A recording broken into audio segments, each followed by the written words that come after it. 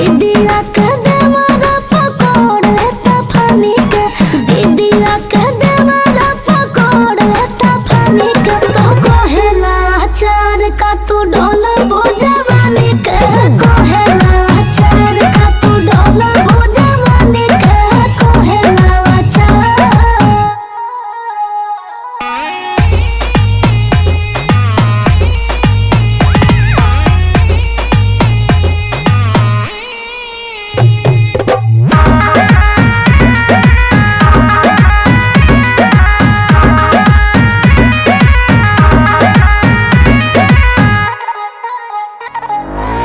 रहेला टाहिर में छेक लड़ाही में कौशल चाहेला हमरा के